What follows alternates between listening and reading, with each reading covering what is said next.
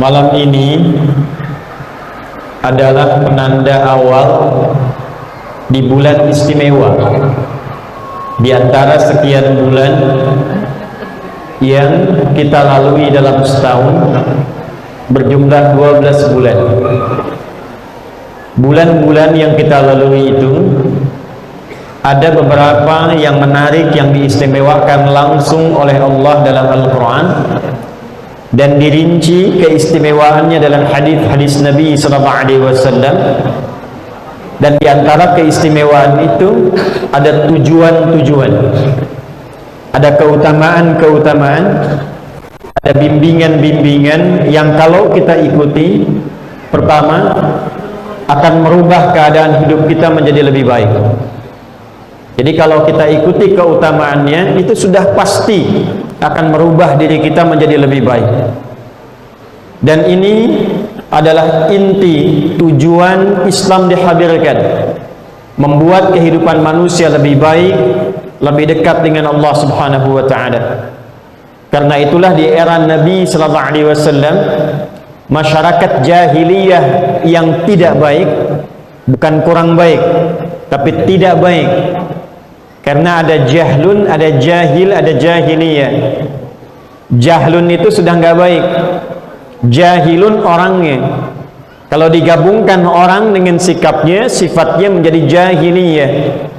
Pemabuk banyak, pezina melimpah, perampok banyak, pembegal melimpah.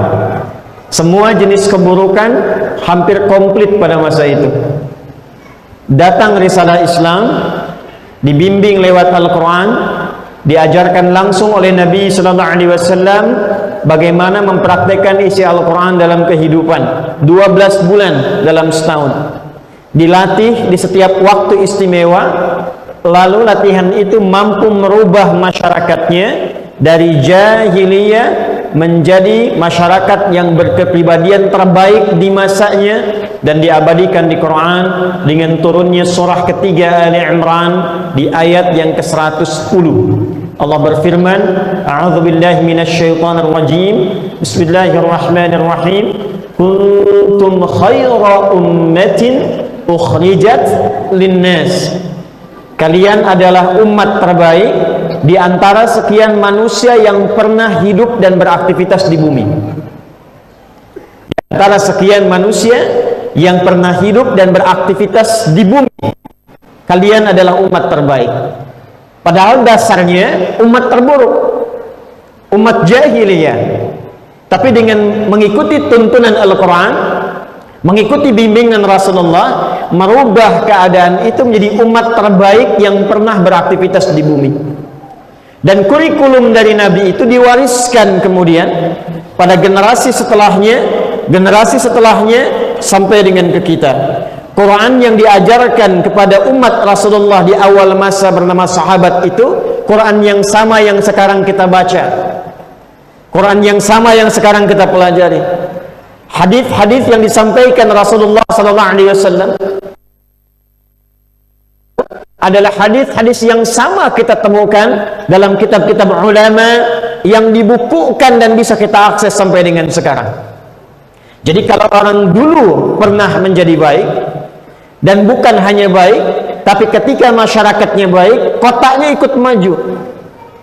Nabi hijrah dari Makkah kemana? Hijrah dari Makkah kemana? Hijrah dari Makkah kemana? Terjadi perbedaan pendapat di kalangan jamaah. Nabi hijrah dari Makkah bukan ke Madinah asalnya, bukan ke Madinah. Hijrahnya ke Yathrib. Yathrib itu nama salah satu anak keturunan dari Nabi Nuh alaihi salam. Ketika kapalnya sudah merapat, badainya sudah reda, menyebar keturunannya. Di antara anak beliau, keturunan beliau itu ada yang bernama Yathrib nanti, kemudian singgah di satu tempat masih kosong, maka tempat itu dinamai dengan orang yang pertama singgah padanya, maka dikenallah wilayahnya dengan nama Yathrib. Jarak Nabi Muhammad SAW ke Nabi Nuh alaihi salam itu banyak sekali, ada rentang sampai 40 generasi kurang lebih. Muhammad sallallahu alaihi wasallam bin Abdullah bin Abdul Muttalib bin Hashim bin Abdul Manaf bin Qusay bin Murrah bin Kilab bin Ka'ab bin Ghalib bin Fihir bin Malik bin Nadar bin Kinana bin Khuzaimah bin Mudrika bin Ilyas bin Nizar bin Mudar bin Ma'ad bin Adnan bin Addi bin Adri bin Muqawwam bin Nabur bin Tarikh bin Ya'rub bin Yasjub bin Nabit bin Ismail alaihi salam bin Ibrahim alaihi salam bin Azar atau bin Nahur bin Abir bin Kinan bin Arfakhshad bin Sam bin Nuh alaihi salam bin Mihlail Matushala bin Kinan bin Anwas bin Adam alaihi salam. Coba ulang dia. Yathrib tempatnya belum maju, kotanya masih tertinggal, ekonominya masih di bawah resesi, jauh, pasarnya dimonopoli oleh Yahudi, sengketanya tinggi, 600 tahun, 6 abad, Aus dengan Khazraj gak pernah akur. Kalau ada yang luka di Aus, Khazraj mesti luka. Kalau meninggal di Aus, Khazraj mesti meninggal. Konflik dua kubu besar, gak pernah selesai. Datang Nabi sallallahu alaihi wasallam menerangkan isi Al-Quran, menyampaikan bimbingan lewat hadis, melewati hari demi hari, masa demi masa, 10 tahun periode kepemimpinan Nabi, berhasil bahkan hanya dalam 2 tahun merubah dari keadaan yang tadinya tertinggal, ekonominya jauh ke belakang, konflik sosialnya tinggi. Yang pertama terjadi, cuma Nabi datang langsung akur. Akha bainal muhajirin wal ansar, akha bainal aus wal khazraj. Hal pertama yang Nabi lakukan, persaudarakan.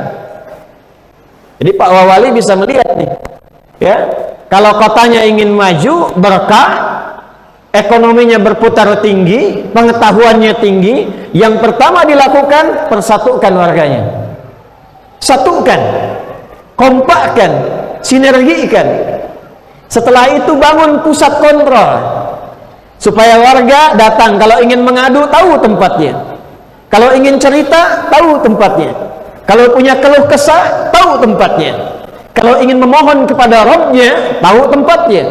Maka tidak ada tempat yang bisa mengakomodasi semua kepentingan itu, mendekat kepada Allah, menampakkan nilai sosial, tempat untuk mengadu, tempat untuk bermuamalah dalam konteks kebaikan, dan tempat untuk mendapatkan solusi, kecuali masjid. Maka yang pertama dibangun oleh Nabi sallallahu alaihi wasallam di Yathrib adalah masjid. Maka cuma 2 tahun roda ekonomi berputar bagus, masyarakat saling kenal, saling mencintai. Kalau ada orang viral masa itu, kalau ada orang paling istimewa adalah di Yathrib. Kalau ada orang paling jujur, di Yathrib. Kalau ada orang paling dermawan, di Yathrib. Orang paling kompak, di Yathrib. Maka berubah jadi suasana kota yang mencerahkan, yang penuh dengan cahaya. Dalam bahasa Arab, kota yang mencerahkan, penuh dengan cahaya, maka namanya Al-Madinah Al-Munawwarah. Jadi Madinah itu setelah risalah Islam datang, setelah bimbingannya datang. Jadi kalau ada orang masuk Islam, sekali lagi, bahkan ada orang yang sudah Muslim, sudah otomatis pasti baik. Kalau ada orang Muslim, sudah otomatis pasti membangun tempat yang dia pijak. Kalau ada komunitas Muslim, sudah pasti itu tempatnya pasti bakal maju. Tapi kapan Muslim itu bisa memajukan kotanya? Kapan Muslim itu bisa jadi baik? Kapan Muslim itu bisa jadi kuat? Caranya adalah dengan kembali mempelajari kurikulum Nabi Sallallahu Alaihi Wasallam. Saat itu dipraktekkan, pasti hal-hal positif tadi bisa kita raih, dan dibawa kemanapun pasti maju. Bapak Ibu sekalian, pernah ada yang tahu Iberia tidak? Iberia. Kalau Spanyol tahu, Real Madrid tahu, Barcelona tahu, Sevilla tahu, Ronaldo tahu, yang pindah ke Saudi itu. Itu wilayah Portugal dan Spanyol dulu tertinggal, namanya Iberia, gelap, nggak ada kemajuan. Kapan itu maju? setelah gubernur di Afrika Utara. Jadi Afrika Utara itu dulu provinsi dulu di masa-masa Islam itu. Ya, apa saja nanti daerahnya? Ada Mesir, ada Libya, Tunisia, Maroko, Aljazair. Itu dulu wilayahnya, provinsinya Afrika Utara. Dapat permintaan dari Iberia, wilayah Spanyol, Portugal sekarang, minta dibantu, minta ditolong. Maka dikirimkan 10.000 orang di bawah pimpinan namanya Tariq bin Ziyad. Datang ke sana, dibantu, dibebaskan dari kezaliman, ditata kotanya, sampai maju 7 abad. Tidak ada kota paling indah di Spanyol pada saat itu, bahkan di Eropa, kecuali yang dikenal dengan Andalusia. Istananya, bangunan tata kotanya, arsitekturnya, ya, sampai dengan ke Sevilla, di sana ada istana namanya Alcázar. Sampai dengan sekarang, indahnya luar biasa, arsitekturnya luar biasa, dan ditemukan banyak ulama dan ilmuwan-ilmuwan besar lahirnya di Andalusia. Kapan itu datang? Saat berubah tempatnya menjadi muslim yang benar-benar muslim. Maka pada malam hari ini saya melihat, insya Allah wajah-wajahnya ini terlihat, apalagi yang dekat-dekat sini nih ya, sudah semakin bercahaya tuh, kena pantulan lampu ya. Insya Allah dari malam hari ini kita akan belajar yang dengan pelajaran itu insya Allah akan merubah kepribadian kita lebih baik dan memajukan kota yang Allah amanahkan kepada kita untuk berkehidupan di sini. Tidak cukup dengan amin, kita ngaji dulu ya. Baik, di antara kurikulum itu adalah kurikulum pelatihan langsung dari Allah Subhanahu wa ta'ala yang diterangkan detailnya lewat Nabi Muhammad SAW di waktu-waktu tertentu, khususnya di beberapa waktu yang istimewa, dan kita pada malam hari ini tepat berada di hari pertama di antara sekian waktu dan bulan yang istimewa itu. Pelajaran kita akan memulai dengan Quran surah ke-9 At-Taubah atau Al-Bara'ah ayat 36. Tafsirnya nanti ditemukan dalam Sahih Muslim hadis 1675 riwayat sahabat Abu Bakrah radhiyallahu taala anhu yang bernama asli sahabat Nafi' radhiyallahu taala anhu. Kita mulai dari sini, kita turunkan ayatnya, kita bedah hadisnya, lalu kita turunkan jadi kurikulum kehidupan yang melatih kita selama sebulan ini sebagai persiapan ke bulan berikutnya. Dan kalau benar ini, Ramadannya akan enak sekali dinikmati. Bismillahirrahmanirrahim. Quran surah ke-9 At-Taubah di ayat ke-36. A'udzu billahi minasyaitonir rajim. Bismillahirrahmanirrahim. Inna 'iddatasy syuhuri 'indallahi 12 syahran fi kitabillah. Inna 'iddatasy syuhuri. Aku tegaskan, kata Allah, Bu,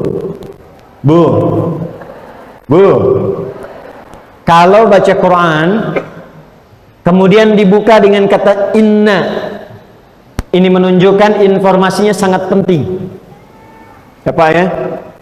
Informasinya sangat penting, karena inna itu dalam ilmu nahwu disebut dengan harfu nasbin wa taukidin, tansibul isma wa tarfa'ul khabara mabniyun 'ala al-fathi la mahalla lahu min al-i'rab. Paham? Tidak. Harfun nasbin, huruf yang berfungsi nasab. Kalau baca, nasab itu harakat setelahnya jadi fathah kalau single. Kalau jama' umumnya jadi kasrah. Innal masjida, innal masjida. Kalau dia jama' bisa nanti fathah, bisa kasrah atau diganti dengan ya. Innal muslimin pakai ya. Tapi secara makna nasab itu dikatakan oleh orang Arab, nasabar rajulu asahu fil ardi. Seseorang menancapkan tongkatnya di tanah dengan kuat sampai nggak goyang, itu nasab namanya. Jadi huruf nasab itu huruf yang menguatkan informasi sampai-sampai saking kuatnya, tancapkan itu dalam jiwa, jangan goyang. Tancapkan dalam hati, kuatkan. Karena itu kalau ada kata inna membuka Al-Quran, inna itu artinya seakan Allah mengatakan, hei hambaku, tancapkan informasi ini kuat dalam hatimu, jangan pernah goyah, karena ada yang penting yang akan aku sampaikan. Inna iddatasy syuhur, sungguh kata Allah, aku tegaskan jumlah bilangan bulan yang engkau akan lalui selama setahun itu, indallahi, yang telah Allah tetapkan, isna asyara syahran fi kitabillah, jumlahnya 12. Sebentar ya, kita ngaji untuk menemukan detailnya bahasa Quran. Bapak Ibu, kalau 12 itu jama' atau tunggal? Banyak atau sedikit? Banyak itu bahasa Arabnya jama'. Nah, jama' itu ada dua. Ada menunjukkan banyak tapi bisa terhitung. Yang hadir pengajian ada 5 misalnya, bisa dihitung 1, 2, 3, 4, 5, cepat dihitung. Tapi kalau jamaknya bentuknya cukup banyak, bisa dihitung tapi hitungannya tidak secepat yang lebih awal. Hitungannya lebih kompleks, hitungannya ngukurnya lebih banyak, 1, 2, 3, 4, biasanya di atas 7 ke atas, 7, 8, 9, 10, 12 dan ke atasnya. Itu dalam bahasa Arab disebut dengan jamak kathrah. Yang pertama jamak qillah, yang kedua jamak kathrah. Jamak qillah yang bisa dihitung sedikit dari kata syahrun, satu bulan. Jamak qillahnya ashhur, jamak kathrahnya syuhur. Jadi kalau disebutkan ashhur itu paling-paling 3, 4 atau 5. Tapi kalau syuhur itu di atas 5, 8, 9, 10, 11, 12 itu syuhur. Perhatikan, ketika bapak ibu diminta persiapan untuk berangkat haji, siap-siap berangkat, kloter pertama, gelombang pertama, kata Allah jangan datang pas saat akan wukuf. Jangan datang tepat sebelum wukuf. Wukuf tanggal 9, datang tanggal 1, datang tanggal 2, terlalu mepet. Maka persiapkan beberapa bulan sebelumnya, supaya tidak terjadi kemacetan yang parah, supaya diatur gelombang kepergiannya. Maka muncullah Quran surah kedua Al-Baqarah ayat 197 menggunakan kata ashhur. Perhatikan, al-hajju ashhurum ma'lumat, faman farada fihinna al-hajja fala rafatha wala fusuqa wala jidala fil hajj. Wa ma taf'alu min khairin ya'lamhu Allah wa tazawwadu fa inna khairaz zadi taqwa. Al-hajju, puncak menuju haji itu ashhurum ma'lumat, dipersiapkan beberapa bulan keberangkatannya di bulan-bulan yang sudah viral. Ashhur urutkan minimal 3 bulan. Kalau bulan haji bulan 12, kurangi ketiga sebelumnya. Dzulhijjah, Dzulqa'dah, Syawal. Ramadan siapkan diri kita, Syawal sudah siap berangkat. Makanya gelombang pertama akhir Syawal, pertengahan Dzulqa'dah, nanti menjelang Dzulhijjah sudah merapat semuanya ke Arafat. Itulah ashhur. Tapi kalau bulannya lebih daripada 3, lebih daripada 5, 7, 8, 9, 10, 11, bahkan 12, berubah katanya dari ashhur menjadi syuhur. Pindah ke Quran surah 9 ayat ke-36. Inna iddatasy syuhuri, bukan ashhur. Yang saya mau sampaikan ini menunjukkan Al-Quran firman Allah, bukan kata-kata manusia. Kalau kata-kata manusia, siapa yang mengajari bilangan ini? Nabi nggak pernah belajar, Nabi nggak pernah sekolah. Kok bisa setiap katanya sesuai dengan keperluannya? Kok bisa setiap lafaz di dalam Al-Quran maknanya sesuai dengan kebutuhannya? Maka yang dimaksud di ayat ini bilangannya bilangan lebih daripada 3, daripada 5, daripada 7, dan disebutkan tepat dalam Al-Quran. Inna iddatasy syuhuri 'indallahi 12 syahran fi kitabillah. Kata Allah, saya atur setahun itu, saya tetapkan sejak penciptaan langit dan bumi, bilangannya ada 12 bulan. Setahun ada berapa? Setahun ada berapa? Yang mengatur itu siapa?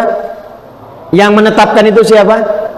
Dan tahukah kita semua, satu-satunya kitab suci yang langsung menerangkan setahun 12 bulan, Al-Quran. Silahkan Bapak Ibu cek, belajar baca, bandingkan. Cuma di Quran ditemukan itu. Romawi pernah mencoba menjadikan 13 bulan, gak bisa. Balik lagi ke 12. Artinya apa?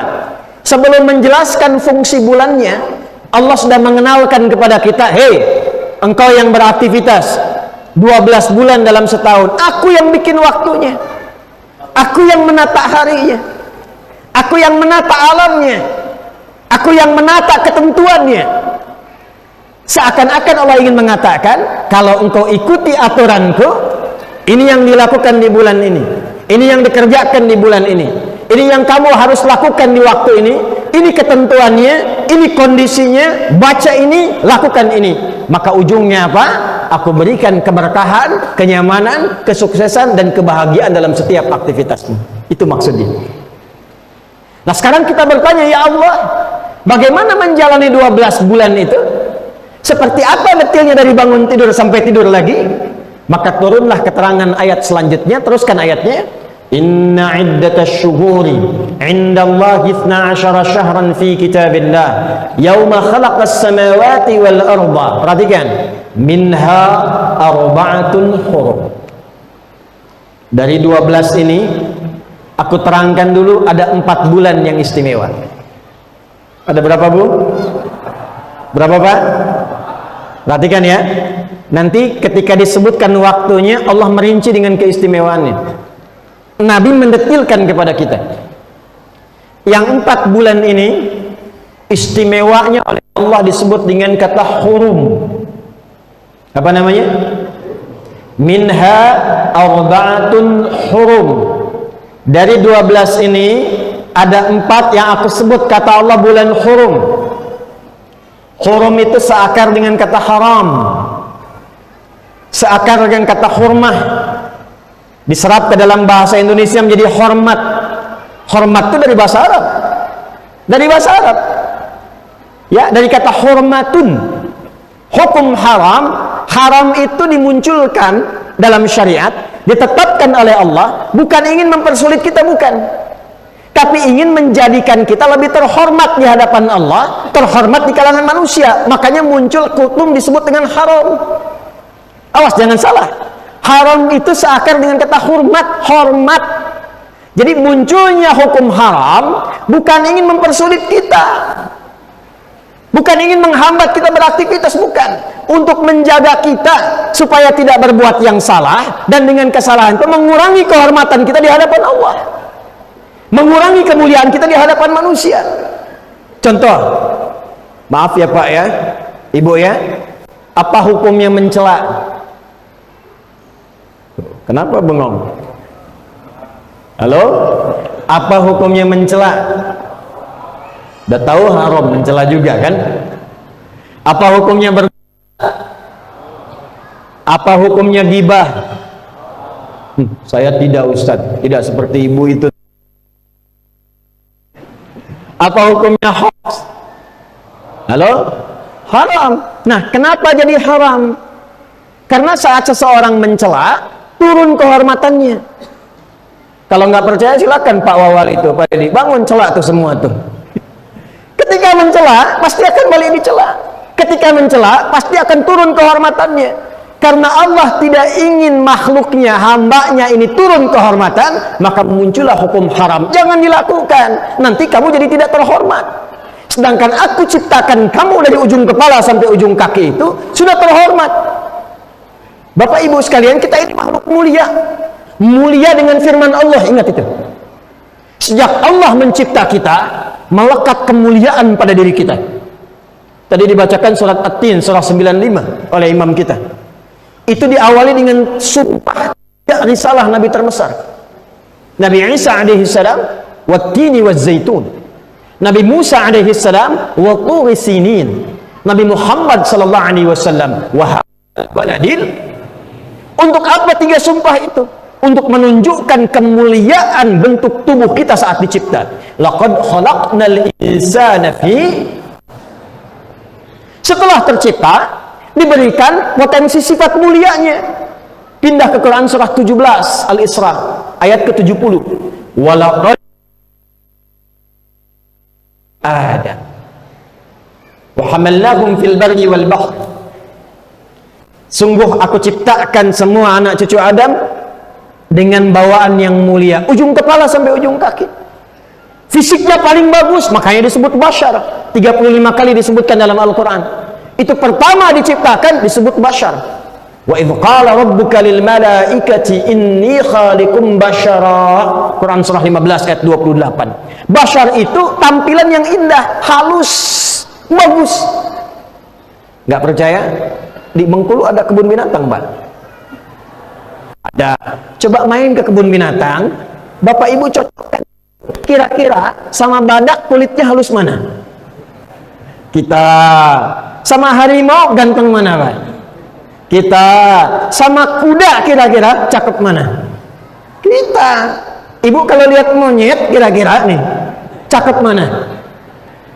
Cakep ibu kan? Jadi dari semua makhluk ini, kita ini yang terbaik. Saya mau memberikan rahasia nih ya, tapi ini diantara kita saja nih. Rahasia pertama, tidaklah manusia itu dicipta, dibentuk, dan bahkan diviralkan oleh Allah penciptaannya di kalangan malaikat dan jin, kecuali dengan semua nilai keistimewaan. Penciptaan kita itu diviralkan langsung oleh Allah, disampaikan pada para malaikat dan sebagian jin yang ada pada masa itu. Allah sampaikan, wa idh qala rabbuka lil malaikati. Penciptaan kita diviralkan. Jin ikut di situ karena menggunakan metode dzikrul ba'dhi yuradu bihil kullu. Sinekdok pas prototo kalau bahasa Indonesia itu. Disebutkan sebagian tapi mencakup semua. Dari mana taunya ada jin di situ? Dua ayat. Di ayat 27-nya surah 15, wal janna khalaqnahu min qablu min naris samu. Di Quran surah ke-18 Al-Kahf di ayat ke-50. Wa idh qulna lil malaikati isjudu li adama fasajadu illa iblis kana minal jinni fa fasaqa an amri rabbih. Jadi penciptaan kita itu saking mulianya, jin harus tahu, malaikat harus tahu. Inni khaliqun basyara, aku akan mencipta makhluk baru yang tampilannya indah. Basyar itu yang makhluk yang kulitnya halus, yang tampil indah. Maka nanti ditafsir di Quran surah 95 ayat yang keempat, laqad khalaqnal insana fi ahsani taqwim. Setelah itu, yang takwim itu ini Pak Bu, dari ujung kepala sampai ujung kaki itu takwim namanya. Yang tegak, yang sempurna, yang sesuai dengan fungsi aktivitasnya. Nanti di ujung kepala sampai ujung kaki bukan hanya sempurna fisiknya, dituntun oleh Allah fungsinya supaya terjaga kemuliaannya. Ini dimuliakan nih dari kepala sampai ujung kaki. Mata kita mulia, telinga kita mulia, lisan kita mulia sampai ujung kaki. Dan kemuliaannya ditetapkan lewat firman Allah. Allah keluarkan dekret khusus, satu ayat khusus menjamin kemuliaan ini.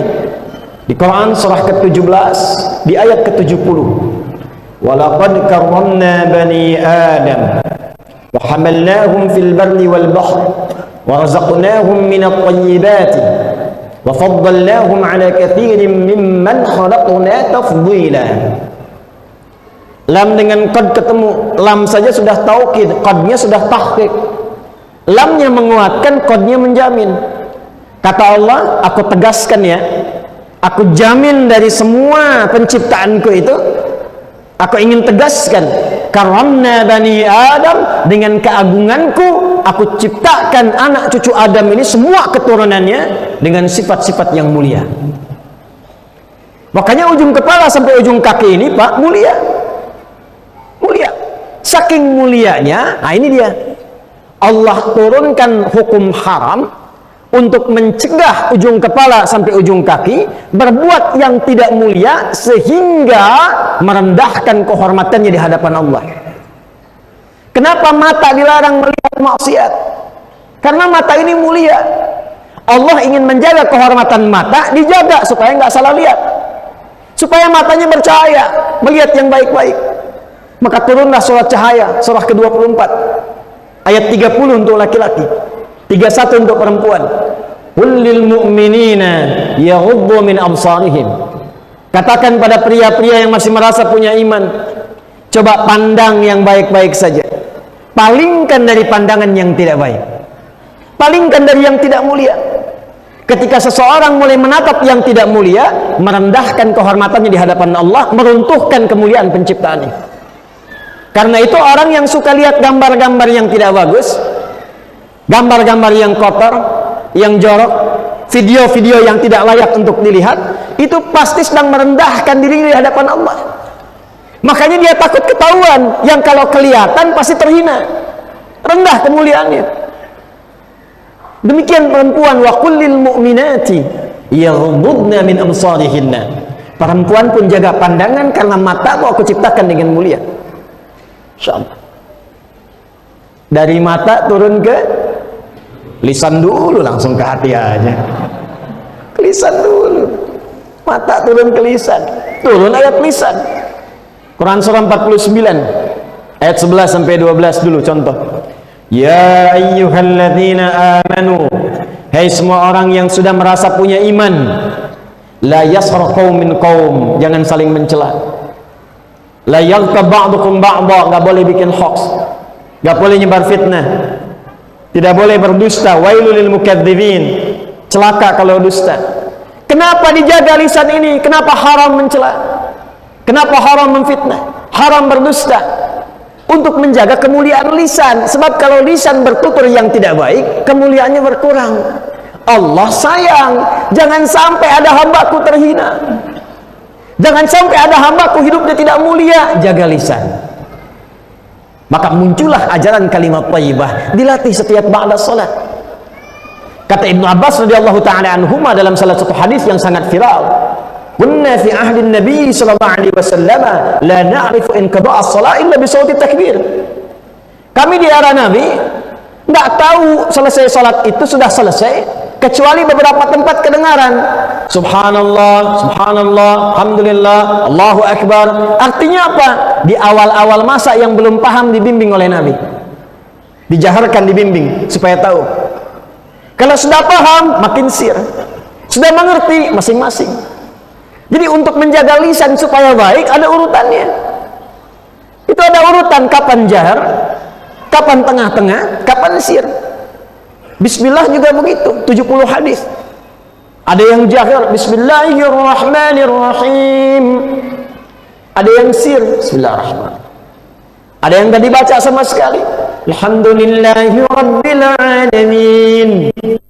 Ada rakaat pertama dibaca, selanjutnya tidak, Bismillahirrahmanirrahim, selanjutnya tidak. 70 hadis, 4 cara. Nanti ada yang milih jahar, ada yang sir, ada yang tidak dibaca sama sekali, ada rakaat pertama dibaca, selanjutnya tidak. Latihan dari Nabi untuk menanamkan kalimat bismillah dalam jiwa kita. Kenapa? Karena kita mulia. Wa razaqnahum minat thayyibat, karena Anda mulia, maka makannya pun mesti dari cara yang benar. Karena tubuh kita mulia, asupannya mesti betul, mesti mulia. Caranya harus mulia, yang dimakan pun harus benar. Maka turun Quran surah kedua ayat 168 sebagai tafsirnya.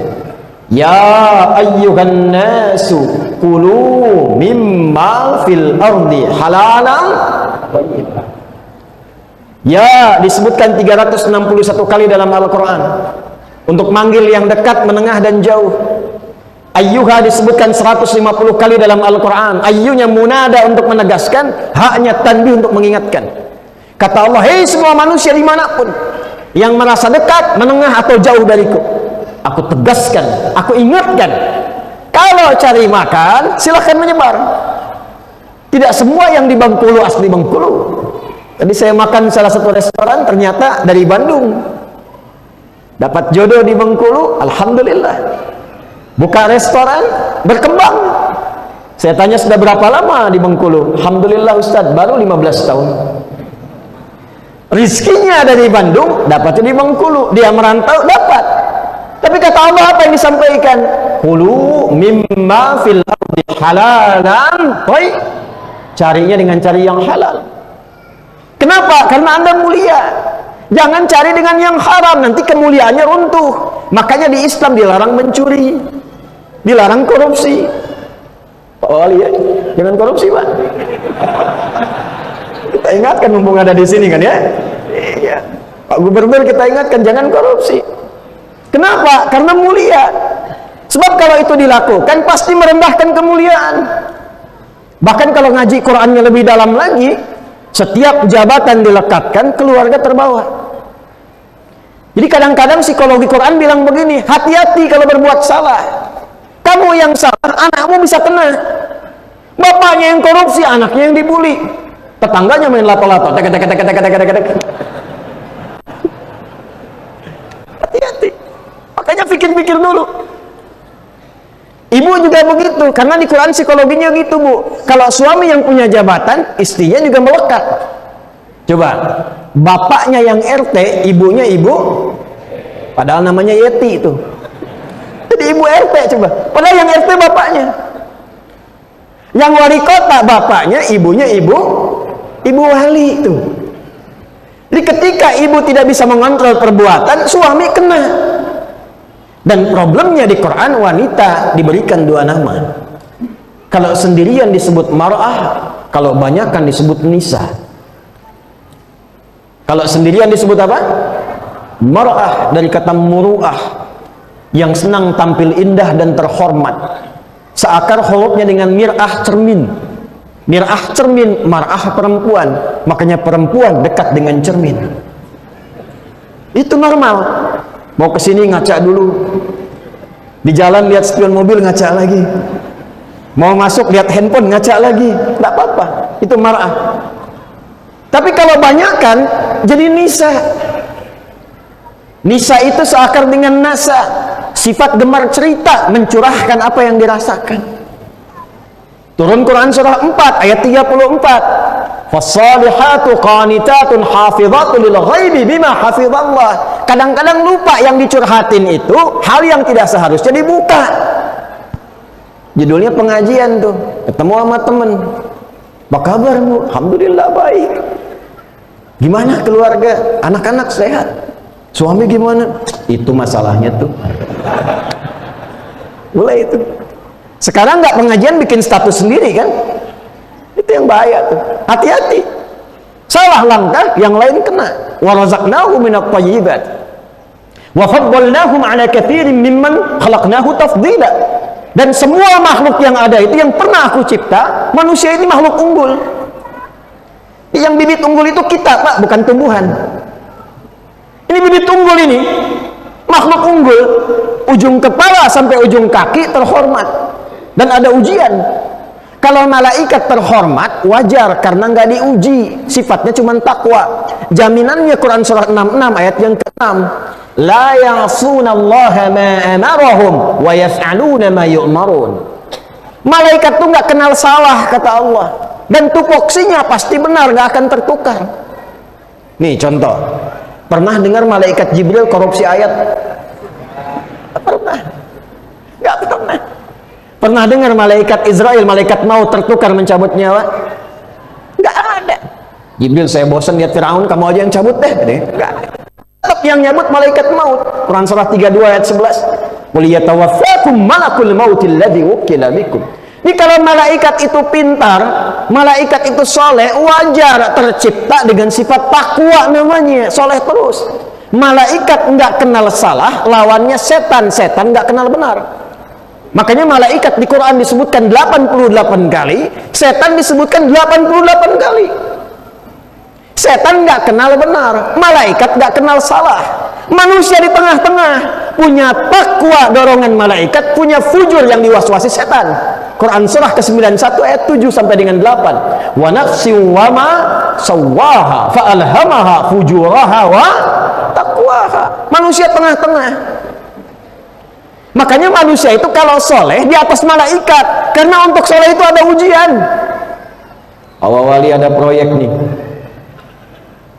renovasi Masjid At-Taqwa. Datang satu vendor, Pak, kami Pak kalau bisa dipilih, ada komisi Pak 100 juta. Maaf ya, jari saya ini jadi tahiyat, tidak akan pernah dipakai maksiat, nggak mau saya. Alhamdulillah.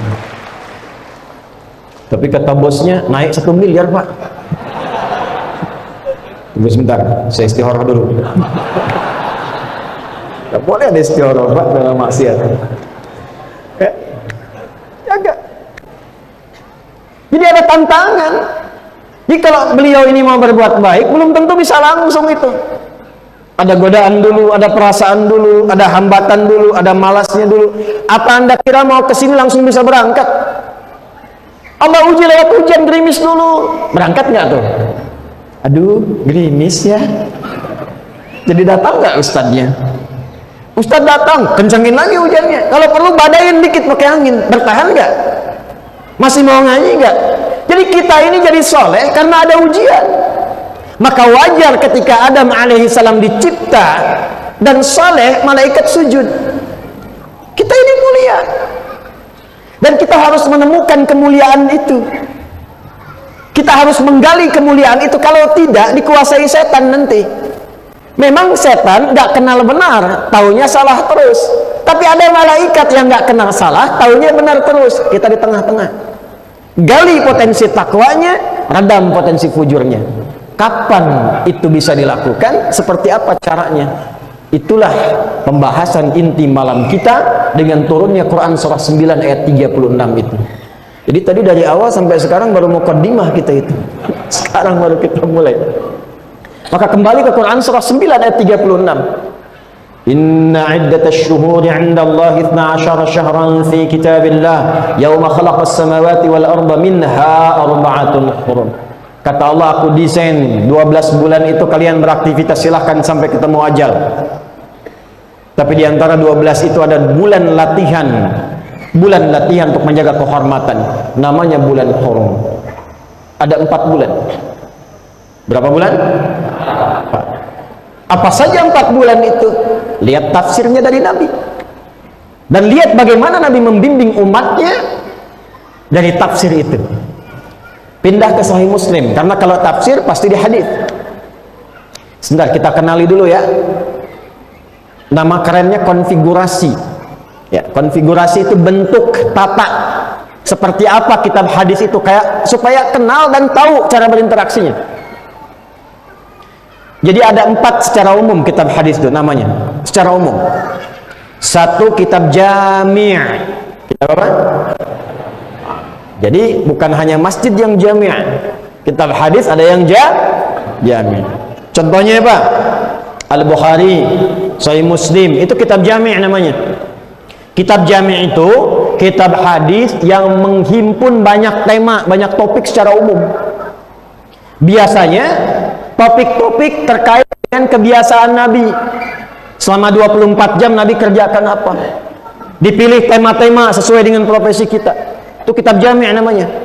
Makanya saya Al-Bukhari, nama aslinya, nama kitabnya itu Al-Jami' As-Sahih Al-Musnad Al-Mukhtasar min umuri Rasulullah sallallahu alaihi wasallam wa sunanihi wa ayyamihi. Itu nama aslinya.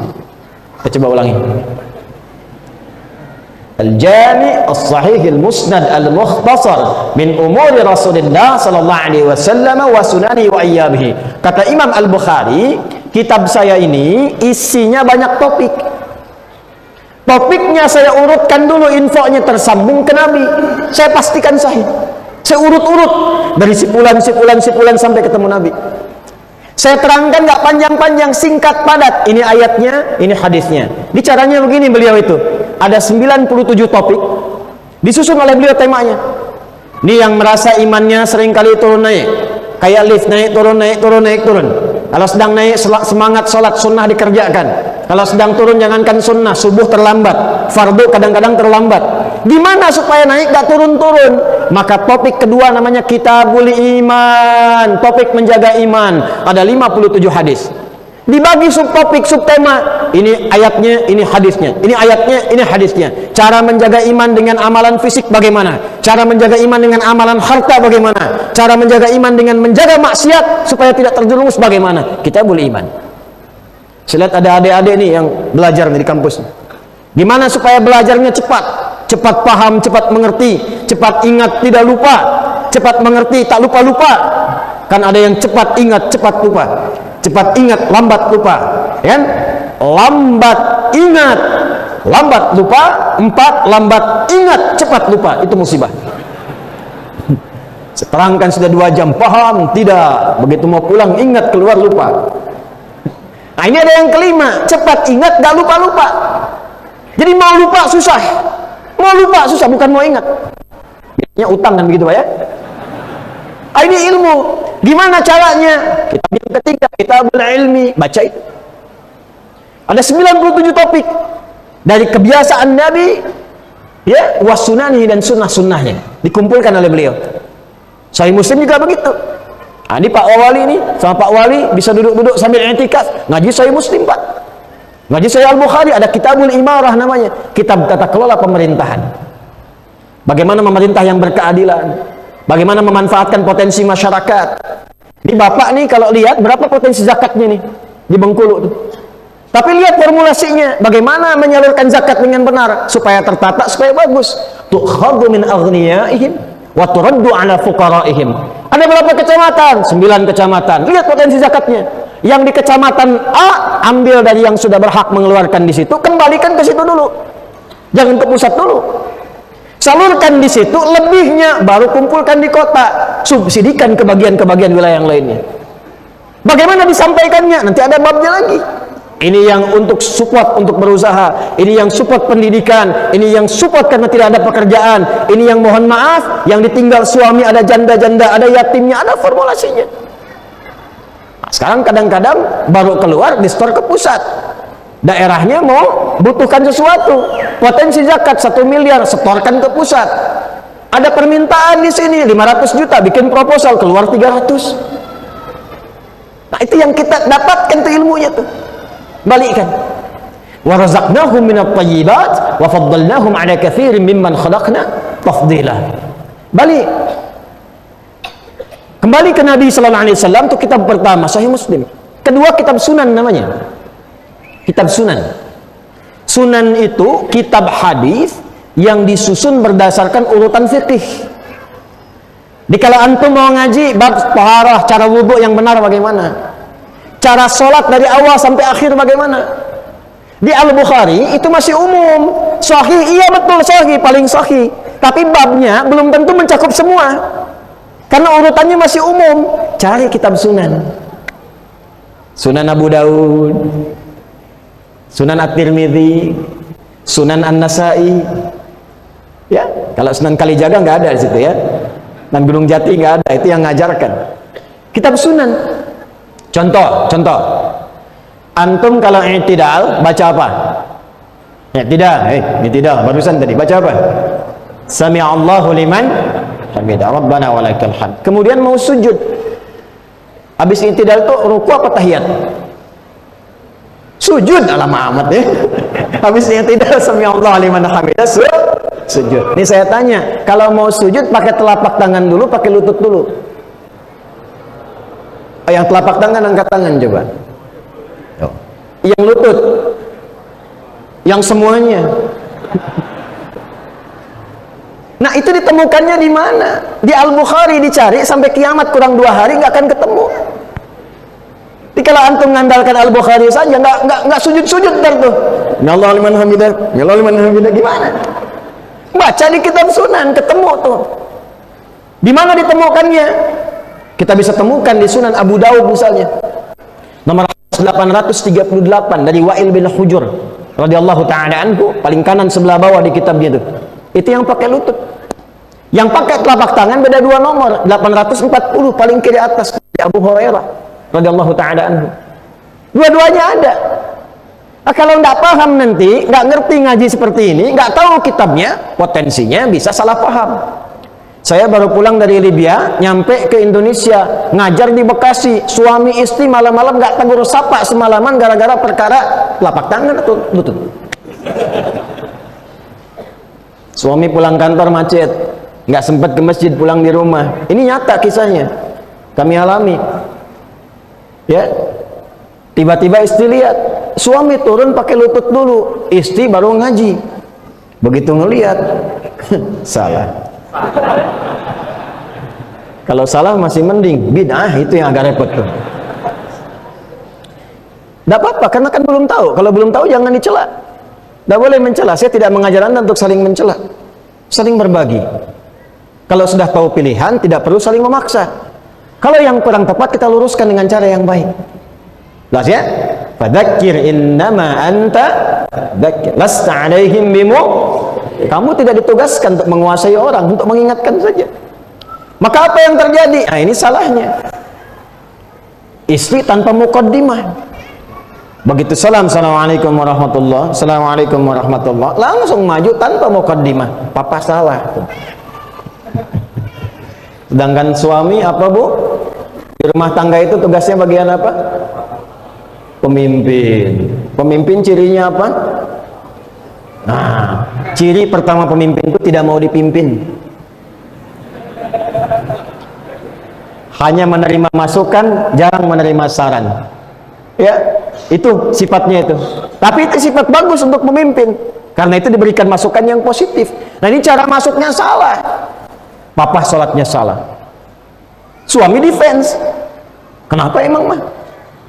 Harusnya tadi waktu sujud bukan lutut dulu, telapak tangan dulu. Langsung suami balas, mama yang gak baca hadis. Padahal dua-duanya gak tahu hadisnya. Yes, tempat A, suami ngaji tempat B, gak ketemu tuh dua-duanya. Datang ke saya besok itu semalaman gak tegur sapa, udah.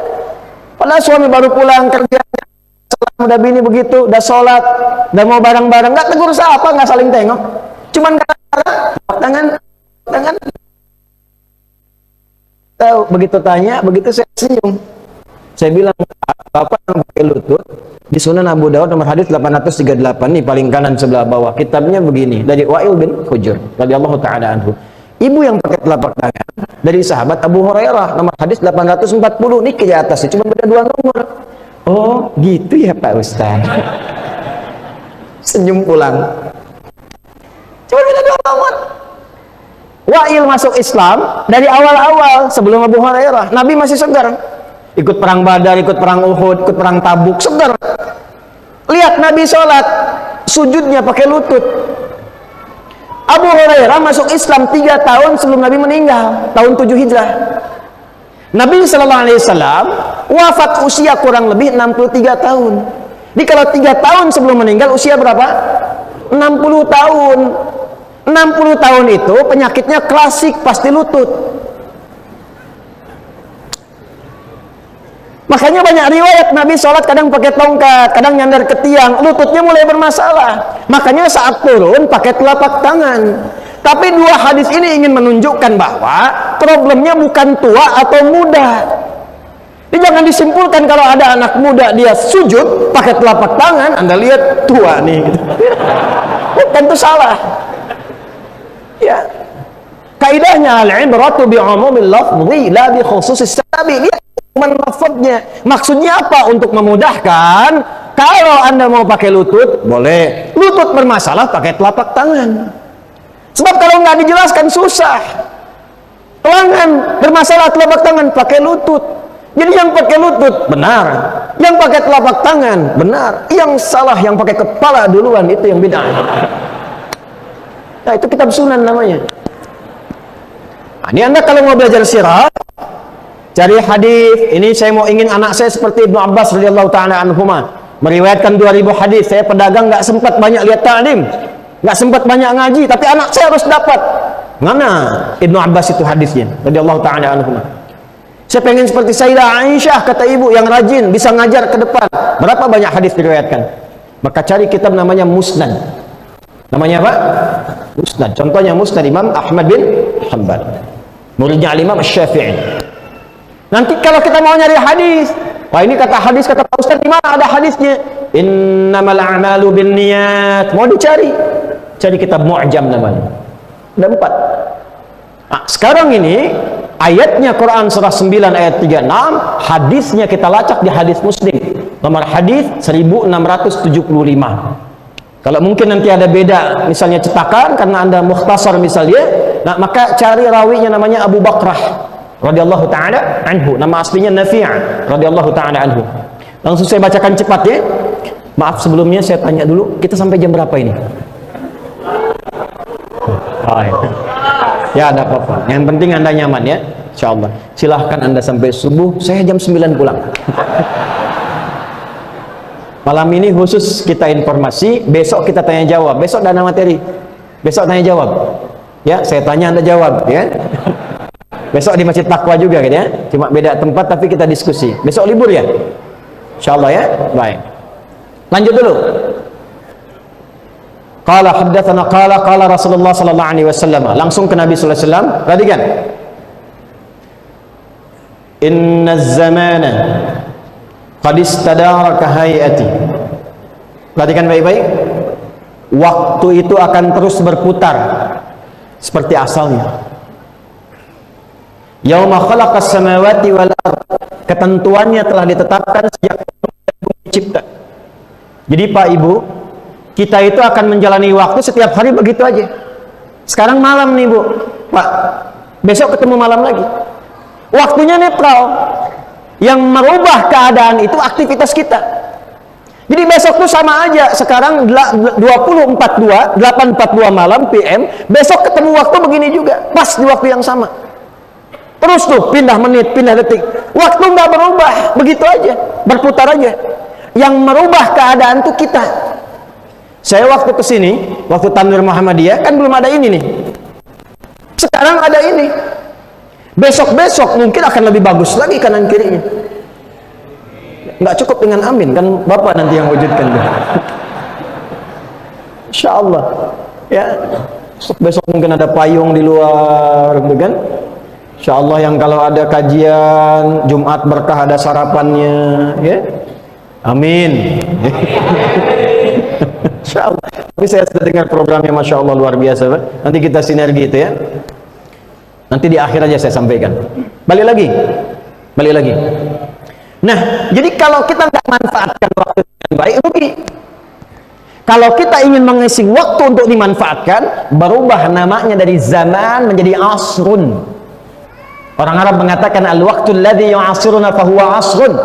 Waktu yang kita isi, yang sekarang kita manfaatkan, diisi dengan aktivitas, namanya asr.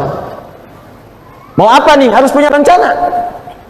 Harus punya rencana, siapkan dari malam ini. Besok mau ngapain? Besok jamaah di mana? Subuh. Infak di mana? Jam 7 kerjakan apa? Jam 8 bagaimana? 9 seperti apa? Harus punya rencana. Makanya sholatnya disebut subuh dari kata asbah. Quran surah 81 ayat 18. Was-subhi idza tanaffas. Kalau sudah subuh mesti jelas rencananya. Eksekusi. Tanafas itu mulai aktivitas. Ya, tumbuhan keluarkan oksigen. Matahari bersinar membelah kegelapan malam, itu tanafas. Was-subhi idza tanafas. Nah, kita manusia makhluk mulia sudah punya rencana. Dari mulai subuh ada kegiatan apa yang mau dikerjakan. Itu kita bawa menghadap Allah, kita sholat, minta petunjuk, minta kemudahan. Aktivitasnya sudah ada. Siapkan dari sekarang. Nah, isi, itulah muslim. Kalau tidak dikerjakan demikian, nggak tahu nanti. Jam 7 nggak tahu mau kemana. Besok nggak tahu bangun jam berapa. Malam nanti mau tahajud atau tidak. Coba saya tanya ya, jawab masing-masing di hatinya saja. Besok mau baca Quran berapa ayat? Siapa yang mau ke surga angkat tangan? Yang surganya Firdaus. Yang pengen ketemu Nabi. Angkat tangan tinggi-tinggi. Ditanya besok mau baca Quran berapa ayat, gak bisa jawab. Ini kadang-kadang gak adil. Kan yang mengangkat kita tinggi itu Quran kita. Kan Quran kita tuh. At-Tirmidzi nomor hadis 2915 kan? Ya, ikra warfa, fa inna akhira qiraatika akhir manzilatika fil jannah. Nanti saat masuk surga itu, setiap naik baca Quran yang biasa engkau bacakan di dunia. Itu yang menentukan naik lagi. Kayaknya anak-anak kecil di Palestina itu anak-anak kecil tuh, kecil. Kalau sudah hafal 30 juz, itu dadahin, bercandanya begini ke teman-teman yang belum hafal. Nanti kalau saya di surga tempat yang tinggi, saya dadahin kamu di bawah ya. Yang di bawah itu yang didadahin tuh 15 juz, 20 juz. Tuh. Yang di atas 30 juz. Bukan juz 30. Tapi kebiasaan baca nanti dibagi 3. Ahlul qiraah, ahli baca, ahlul tilawah, ahli faham, ahlul hifzi, ahli hafalan. 3 kemuliaan. Anda tinggal pilih mau jadi ahli baca, ahli tilawah mengkaji, atau ahli hifzi menghafal. Semuanya punya keutamaan. Nggak apa-apa Ustaz, saya belum sempat maksimal menghafal. Baca. Ada one day one juz, one day one page. 1 hari 1 halaman. Ya, 1 hari 1 juz, biasakan. Muliakan diri kita dengan itu, isi. Yang penting tahu apa yang mau dikerjakan. Kalau kata orang Cicahem, orang Bandung, jangan kumaha engke kumaha. Ya, jangan bagaimana nanti bagaimana. Itulah asrun. Makanya ada asrun dengan kerugian namanya khusrun. Wal asr innal insana lafi illa alladhina amanu wa amilus shalihat. Itu Quran surah 103. Balik. Nah, cara kita mengisi waktu itu diatur oleh Allah. Berputar-putar 24 jam hari. Putar-putar alhamdulillah, hari jadi pekan. Putar-putar pekan jadi bulan. Putar-putar bulan jadi tahun. Setahun, teruskan hadisnya, as-sanatu 12 syahra. Setahun peredaran waktu itu kalian beraktivitas 12 bulan. Perhatikan redaksinya. Di Quran langsung. Perhatikan kalimatnya. Inna iddatash syuhur 'indallahi 12 syahran fi kitabillah. Kalimat nabinya menjelaskan ayat ini, perhatikan detail lafadznya. As-sanatu. Di bahasa Arab itu ada amun, ada sanah, itu beda. Jadi kalau yang senang ngaji kitab, cari kitab namanya Al-Furuq Al-Lughawiyah karya Syekh Abu Hilal Al-Askari. Atau cari kitab yang kecil namanya At-Tadribatil Lughawiyah karya Syekh Abdul Latif Ahmad As-Suwaidif. Itu perbedaan kata-kata yang kelihatan sama maknanya tapi beda lafadznya. Apa beda qiraah dengan tilawah? Di Quran sama-sama baca. Apa beda ada dengan terjemahkan sama-sama duduk? Apa beda sanah dengan amun diartikan tahun? Kalau am, tahun ketemu tahun, tapi enggak isi waktunya. Contoh begini, contoh. Sekarang hari apa? Hari Ahad ya, Ahad malam nih, Ahad malam. Tahun berapa? Ambillah misal Masehi 2023, atau tahun 1444 Hijriah. Tahun depan insya Allah kita ketemu lagi di tempat yang sama, di hari yang sama. Nah, kalau kita ketemunya di tahun yang sama, di hari yang sama, cuman waktunya belum tentu sama, itu am namanya. Jelas. Tapi kalau tahun depan kita ketemu di tempat yang sama, di hari yang sama, di waktu yang sama.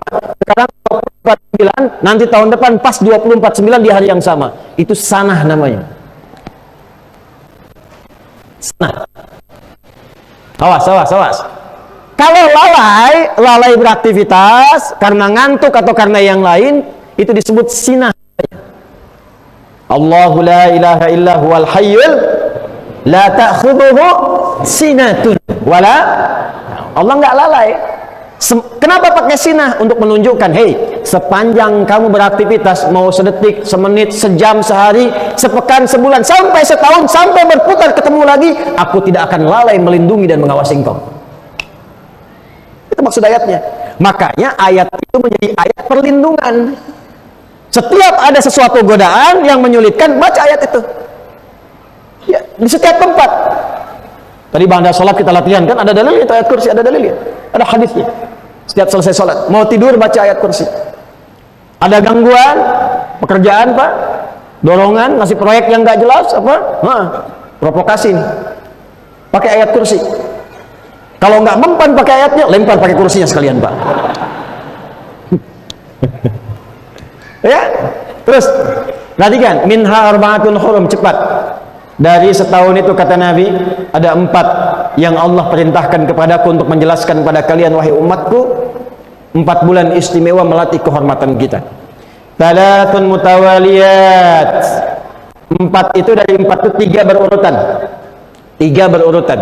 1 Dzulqa'dah atau Dzulqi'dah. Sudah? Bisa disebut Qa'dah, bisa disebut Qi'dah. Walaupun secara bahasa Qi'dah, tapi lafal hadisnya Qa'dah. 1. Bulan keberapa Dzulqa'dah? Dzulqi'dah 11. Kalau berurutan berarti maju 11, kemudian 12, kemudian Dzulhijjah. Kemudian selanjutnya apa? Setelah 12 berapa? 1. Bulan 1 apa? Pakai Al-Muharram. Apa? Gini, kalau Muharram itu perbuatannya, hukumnya haram. Waktu kita berlatih meninggalkan yang haram itu pakai al depannya. Contoh gini, mabuk, perbuatannya muharram, diharamkan. Hukum mabuk haram. Zina muharram, hukumnya haram. Kalau kita ingin berlatih meninggalkan itu sejak awal waktu, di awal bulan, awal tahun, maka tambahkan al di depannya, Al-Muharram. Bulan kita berlatih meninggalkan segala yang diharamkan oleh Allah. 3 berurutan. Nah, gitu ngajinya. Nah, itu nyambung. Makanya setelah itu Safar. Apa itu Safar? Safar itu dari kata sifrun. Dulu zaman Nabi, bahkan di jahiliyah, orang-orang sejak bulan Safar meninggalkan Hijaz, meninggalkan Mekah untuk dagang. Sehingga seakan-akan tempatnya kosong, disebutlah Safar. Sifrun untuk mencari sofra. Sofra itu yang kekuning-kuningan emas. Ya. Nanti waktu Islam tetap ditetapkan waktunya, namanya Safar juga. Berubah maknanya, menunjukkan kesan yang baru. Orang yang biasa meninggalkan yang haram, tinggalkan, maka sifrun, kosong dosanya, 0. Karena sudah diampuni oleh Allah Subhanahu wa ta'ala. Cepat. Dzulqa'dah, Dzulhijjah, Al-Muharram. Tinggal yang keempat belum ketemu. Teruskan, wa Rajabun Mudhar. Di hadis Muslim ada kata syahrnya, wa syahru Rajab Mudhar. Alladzi baina Jumada wa Sya'ban, yaitu yang terletak antara bulan Jumada bulan ke-6 dan Sya'ban yang ke-8. Bukan Jumadi ya. Jumada, kalau Jumadi orangnya. Ya, Jumada itu belum bulan kering. Kering, musim gugur. Gugur, kering gitu kan? Ya. Dedaunan jatuh ya setelah bulan Rabi sebelumnya. Gugur kering karena mau panas, disebut Jumada. Ya. Saya nggak bahas Jumadi dulu karena mungkin ada banyak yang namanya Jumadi juga ya, tapi bukan Jumadi Arab. Pindah antara Jumada dengan Sya'ban 6 dan 8 ada yang ke-7, namanya apa? Rajab. Rajab. Bulan keberapa? Bulan ke-7. Bapak Ibu, sekarang persis malam ini kita masuk 1 Rajab 1444 Hijrah. Jadi malam ini adalah malam yang dimaksudkan oleh Al-Quran, bulan-bulan terhormat.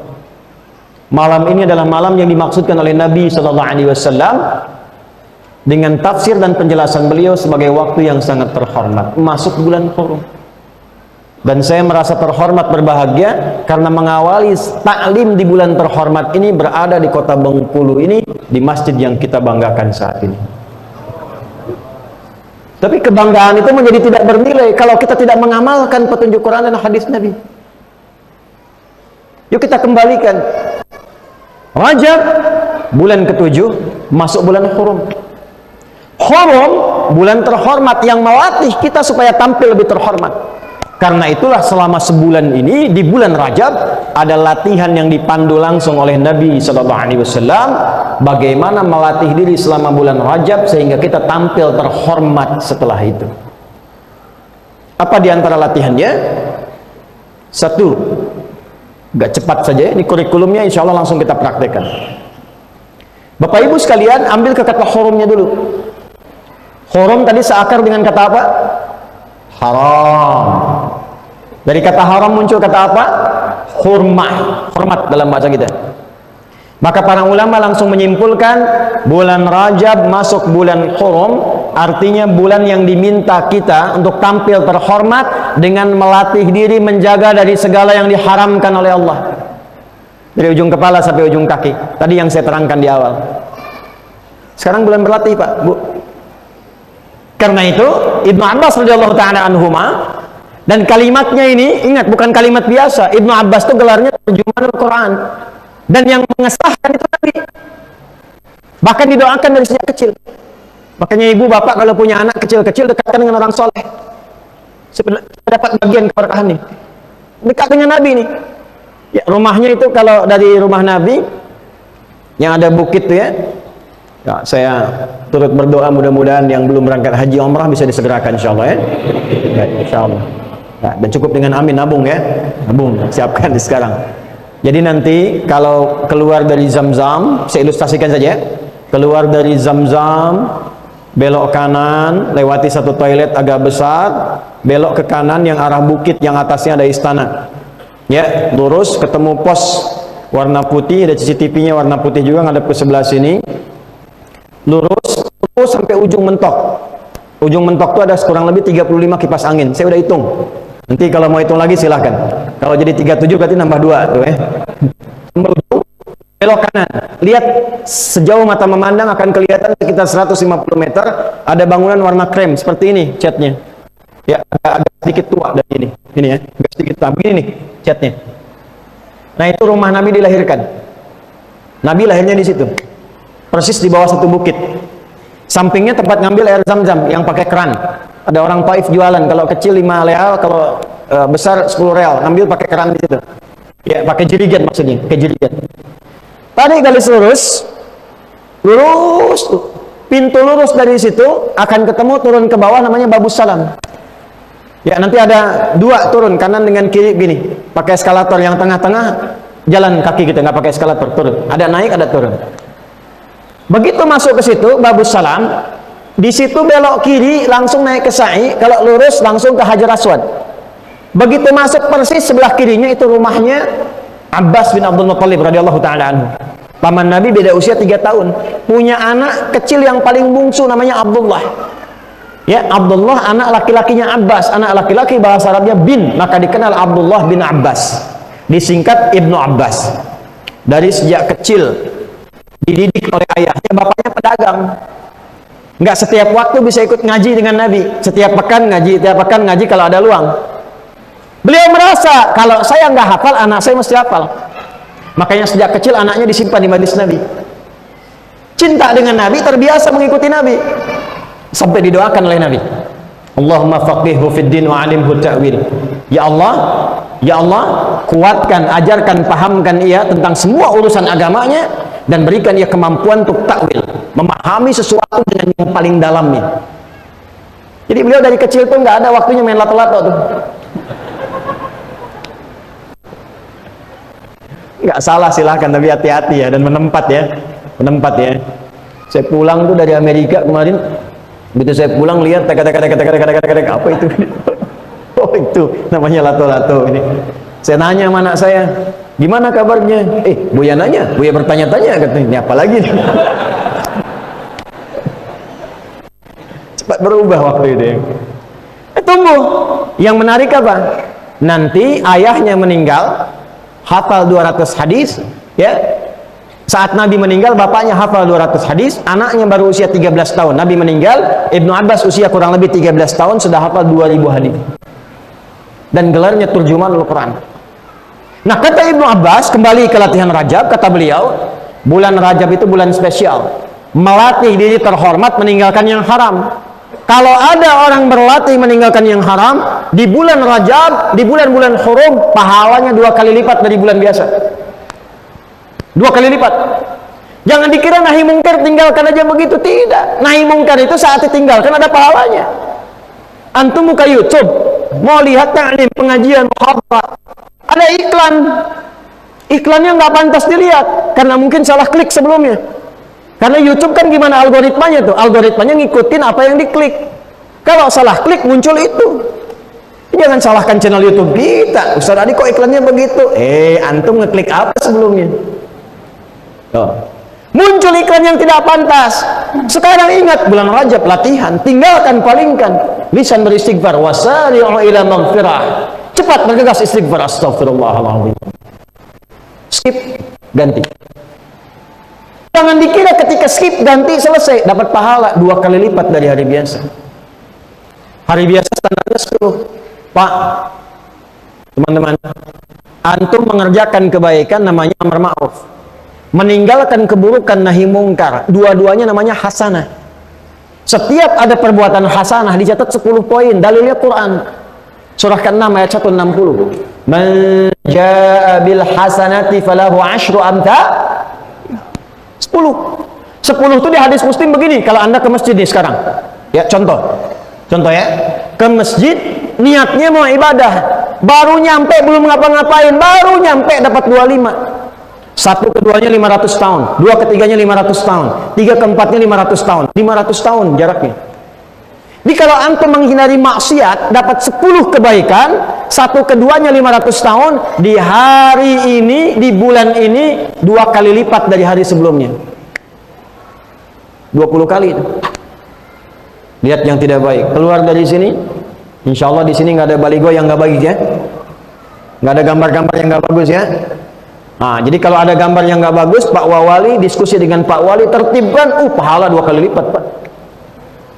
Ya, bulan Rajab berlatih, semua sekolah misalnya berlatih menerapkan kebaikan, disiplin, jujur, tingkatkan kejujuran, tingkatkan kebaikan, jauhi maksiat, tanda tangan ceplik dikerjakan, dapat pahala lagi. Ya, lihat, astagfirullah, ada yang nggak bagus. Tapi jangan telat tuh, lisan istighfar, mata nggak berpaling. Astagfirullah, bisa begini ya? Mata turun ke lisan, latihan. Nah, jadi dari prakteknya paling gampangnya begini. Maaf, ini insya Allah ada sebulan, bagi 4 sepekan. Latihan yang paling populer seperti wudu. Yang fardu kan yang dibasuh, yang diusap ada 4 kan? Setelah niat kan? Di Quran surah ke-5 Al-Maidah ayat 6. Ya ayyuhalladzina amanu idza qumtum ila shalah faghsilu wujuhakum wa aydiyakum ilal marafiq. Kemudian wamsahu bi ru'usikum wa arjulakum ilal ka'bain. Latihan 4 dulu. Satu yang di wajah nih bagi sepekan. Di wajah ada apa saja? Mata. Nih. Ada lisan. Ya, depan ini. Pluslah telinga. Nanti ikut ke kepala telinga itu. Coba latihan selama sepekan ini, matanya jangan pandang yang maksiat. Pandang yang baik-baik saja. Lihat masjid. Lihat orang-orang yang sedang mau ngaji. Lihat ceramah, lihat orang-orang saleh. Ya. Ibu berusaha tatap yang baik-baik, bapak berusaha tatap yang baik-baik. Lihat mushaf, pajangkan yang bagus-bagus, latih. Begitu melihat yang tidak baik, cepat palingkan. Demi Allah saya katakan, setelah berlatih selama sepekan, lihat apa yang terjadi. Bersamai dengan lisan. Kalau mau marah, tahan. Mau mencela, tahan. Diprovokasi, mau marah, tahan. Rajab, bulan Al-Muharram. Begitu nahan, pahala dituliskan 20 kali lipat, 10 kali lipat kali 2, 20 pahala. Ini bukan teoritis, bukan ngarang-ngarang, ayatnya ada, hadisnya ada. Nanti pekan berikutnya, yuk pindah dulu. Ya, kemana? Tangan nih. Makanya basuh wudhu itu, ya, yang paling utama ini dari depan sampai ke siku nih. Tidak salah dari siku ke bawah, tidak salah. Tapi Quran mengatakan, wa aydiyakum ilal marafiq, tanganmu itu sampai ke siku, dari sini ke sini. Ila itu di lini hayati syai', di ujung sesuatu. Saya berangkat dari Bengkulu ke Jakarta. Mulainya dari mana? Bengkulu. Berhentinya di mana? Jakarta. Itu ila namanya. Basuh tangan saat wudu dari tangan sampai siku, dari sini ke siku. Tidak salah kalau dari sini, silakan, nggak ada masalah. Yang penting terbasuh. Tapi kalau mau utama dari sini ke sini. Kenapa? Nanti ada hadis lain di hadis Muslim. Bersamaan dengan kita wudu, bukan hanya yang jatuh kotoran fisik, nadhafah, tapi taharah. Dosanya pun hilang. Bersama jatuhnya air wudu, hilang kebiasaan buruk dan dosanya. Hilang. Turun. Nah, biasanya yang banyak dosa kan jemarinya yang di depan. Yang dipakai nulis, dipakai bikin status apa? Hah? Tangan jari-jari ini atau siku? Ada orang nulis status di WhatsApp begini. Kan pakai ini kan? Nah, ini berlatih nih, nulis yang baik, pegang-pegang yang baik, ya, buka mushaf. Jadi saksi di akhirat. Bicara ini. Al-yawma nakhtimu ala afwahim wa tukallimuna. Ini bicara ini. Sekarang di dunia bicara sidik jari, di akhirat bicara sendiri. Kepala nih, maaf, kepala isinya pikiran, berpikir yang baik-baik. Itu sumber segala tindakan. Husnudzan, sampai ke kaki melangkah kepada yang baik. Kalau bisa berlatih selama sebulan Rajab begini, latihannya begini, maka Masya Allah, disebut oleh Allah berubah. Hamba itu bukan sekedar hamba, tapi namanya langsung disebut oleh Allah dengan Ibadur Rahman. Ibadur Rahman, hamba-hamba Allah yang penyayang. Gimana sifatnya? Turunlah surah Al-Furqan. Wa ibadur rahmanil ladzina yamshuna 'alal ardi hauna wa idza khatabahumul jahiluna qalu salama. Masya Allah. Maaf, wajahnya punya aura kebaikan.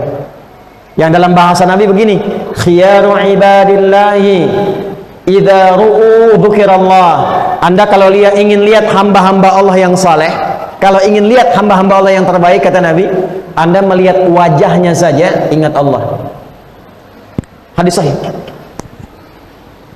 Wasyiraru ibadillahi, dan seburuk-buruknya hamba itu, awas hati-hati, an-namam, para pengadu domba. Jadi kalau Anda ingin melihat yang terbaik di antara hamba Allah, kata Nabi, ini lihat nih, lihat wajahnya, ingat Allah. Makanya ulama dulu itu kadang-kadang kalau sedang turun semangat futur, itu kadang pergi ke majlis ulama lain cuma lihat aja, dan itu pulang lagi tenang. Coba lihat tuh ulama-ulama kita yang saleh, para habaib, kiai-kiai kita itu, ustaz-ustaz kita itu, lihat ya. Kalau antum lihat, ingat dunia, ingat dunia, lihat, ingat utang, lihat pengen kredit, gitu kan, pelan-pelan koreksi itu. Nah, ini kita latihan. Terakhir saya berikan cara cepat saja. Ini nggak mudah latihannya, nggak mudah. Kalau ingin dimudahkan oleh Allah, ada satu amalan yang saat dikerjakan, amar ma'rufnya langsung terakumulasi dilakukan, nahi mungkarnya otomatis dicegah. Satu amal saja, dan ini mengakhiri perjumpaan kita malam ini. Amalannya disebut asyam. Apa namanya? Bukan asyap, asyam. Asyam. Apa artinya siam? Secara singkatnya puasa. Yuk, puasa di bulan hurum. Ya, bulan Rajab itu puasanya untuk berlatih aja, dan gak harus sering. Ya, makanya Syekh Abu Bakar Syafa itu, ya, juga nanti beberapa dalam referensi keislaman kita, kalau di fikih Syafi'i yang standar di Indonesia kita pakai I'anatul Talibin misalnya, itu berlatihnya nanti kalau yang belum biasa puasa di waktu-waktu yang orang banyak puasa sunnah. Senin Kamis, Yaumul Bid. Kalau mau agak cepat nanti puasanya puasa Daud misalnya. Ingat ya, cuman puasa Daud, bukan sholat Daud. Ya, puasa Daud itu sehari puasa, sehari tidak. Sehari puasa, sehari tidak. Jadi nggak ada yang maksudnya sholat Daud, duhur sholat, asar tidak, maghrib sholat, isya tidak. Nggak ada ya. Baik. Balik sini, balik. Jadi kalau pengen cepat, rumusnya adalah puasa. Besok Senin ada kesempatan. Cuma karena libur, menghormati, mungkin ada makanan dan sebagainya, tidak apa-apa. Boleh buka, nanti Selasa niatkan puasa. Bisa boleh, puasa bulan haram.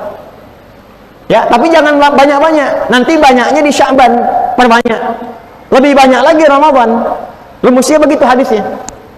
Sekarang nih standar-standar aja dulu. Yang penting melatih diri, yang penting puasa. Kenapa puasa? Sebab puasa itu satu ibadah yang saat dikerjakan otomatis membuat orang berbuat baik bertambah. Contoh ya, nanti lihat nih. Tuh, sampai kaget. Kalau orang nggak puasa, sholat fardu biasa puas. Tapi kalau puasa, ibadah sunnah dikejar-kejar. Saya tanya nih, tarawih itu fardu atau sunnah? Sunnah, memang sunnah. Tapi ibu sudah pasang sajadah dari maghrib. Kenapa? Bulannya karena puasa. Enggak puasa ada yang minta, belum tentu diberi. Puasa dicari-cari. Berapa yatimnya? Berapa miskinnya? Dicatat. Puasa. Dan puasa itu dahsyatnya bisa otomatis mencegah orang berbuat maksiat. Minimal karena latihan, takut batal puasanya. Besok-besok terbiasa. Maghrib di sini jam 8.35, jam 6 18.35, 6.35 PM. Jam 6.15 ada yang maki-maki, dasar kamu begini. Padahal orang itu pemarah, tapi saat puasa dia nggak balas, diem aja. Istrinya tanya, papa nggak balas? Nanti habis maghrib. Maghrib dia lupa tuh, takut batal semua pahalanya. Itu puasa ya. Nah, jadi bulan Rajab ini bulan mulia. Yuk kita berlatih untuk memperbaiki diri. Nggak usah tunjuk orang lain, diri pribadi saja. Muhasabah, banyak introspeksi diri. Mulai dengan puasa sedikit-sedikit, tingkatkan sholat. Karena Rajab ini bulan awal sholat.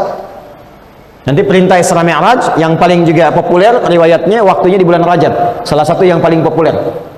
Nabi dikandung, Sayyidah Aminah itu mengandung bulan Rajab. Masjidil Aqsa dibebaskan bulan Rajab. Perang Tabuk bulan Rajab. Jadi Rajab itu banyak ujian-ujian, tapi dari situ menjadi tangguh.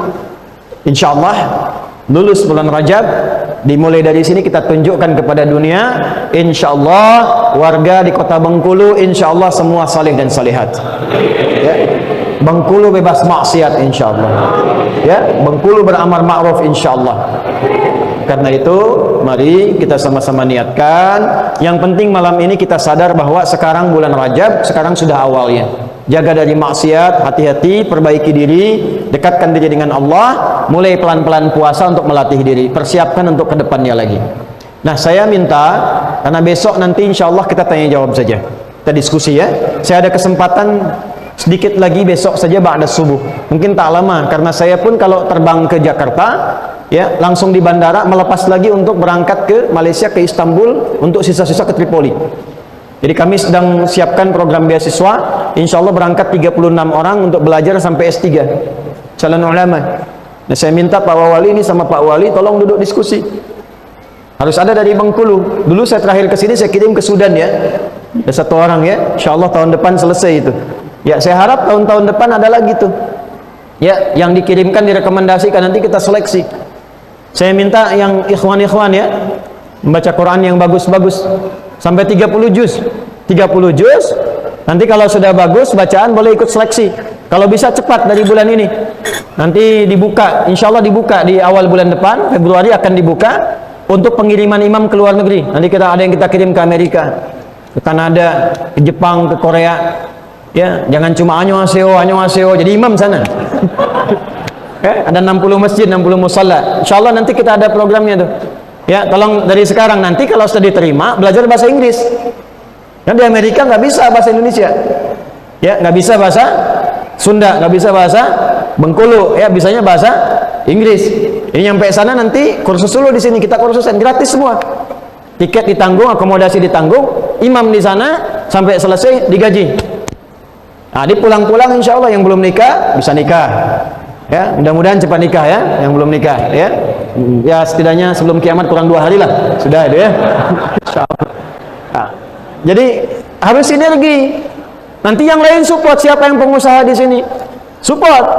Pemerintahnya support, duduk bareng-bareng, kemudian dengan masyarakat sama-sama. Yang ke masjid programnya apa? Duduk bikin kelompok-kelompok. Ini ada Bengkulu Villa, ada yang lain lagi. Kerjasama. Jangan sendiri-sendiri. Jangan terpecah belah, jangan saling nyalahkan, duduk bangun kota sama-sama. Yang muslim kasih contoh supaya ditunjukkan Islam itu benar, Islam itu bagus, kompak. Nih bikin aplikasi Pak. Saya bilang sama teman-teman dari sejak sebelum Covid tuh, buat aplikasi per daerah. Nanti warga yang punya profesi masukkan ke situ, yang tukang beras siapa, tukang pakaian siapa, yang jual sayur siapa. Orang Bengkulu yang pengen belanja tinggal klik nyampe itu, belanjanya ke situ. Jadi perputarannya ada di situ. Yang nggak ada di sini baru keluar. Antum kompak sama-sama. Database-nya kirimkan ke jamaah. Dimulai dari masjid ke masjid. Si fulan jualan beras di sini. Linkkan, masukkan. Bikin program Ansar Muhajirin, pamannya anak-anak yatim, bibinya anak yatim. Bikin program saling integrasi. Jangan tidak harus dengan uang. Saya ke New Zealand, when I was in New Zealand, there are so many several of donation. Itu banyak beberapa donasi. Ada food donation, not only money. Bukan cuma uang, ada yang beras, ada yang kentang, ada yang macam-macam.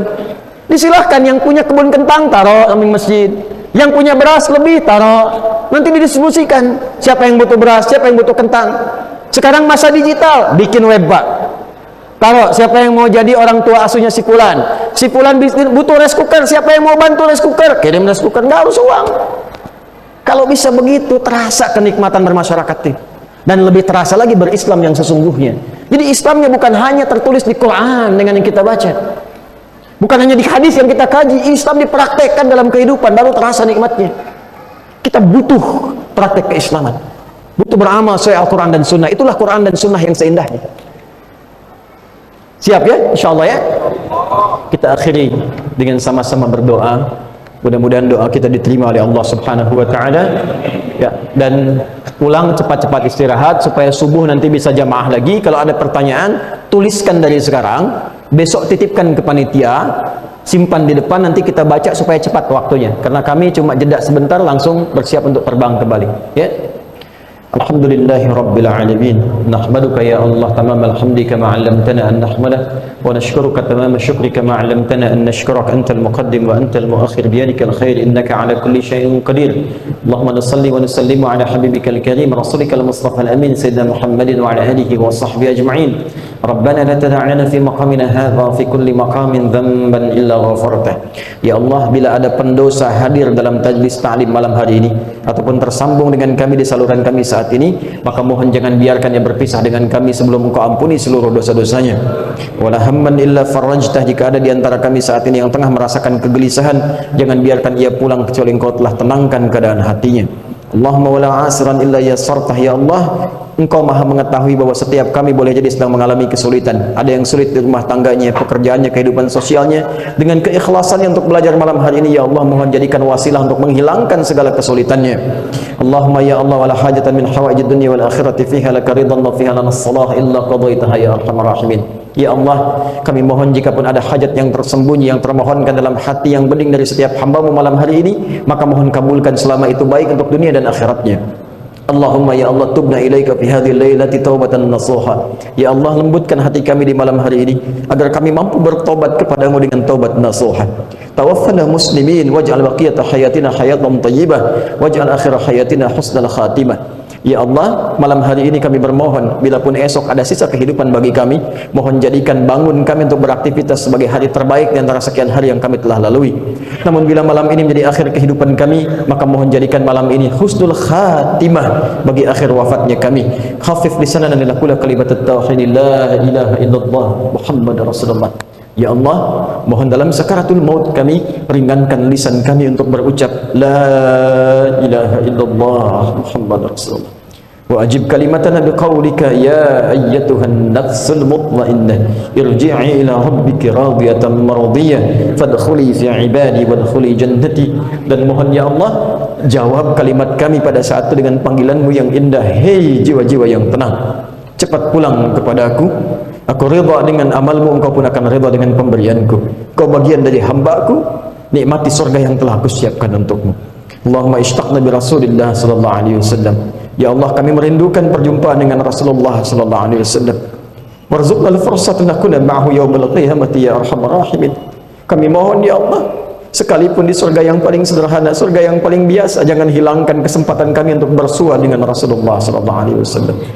Allahumma ya Allah, ij'al jam'ana hadza jam'an marhuma wa tafarraqana min ba'di tafarruqan ma'suma.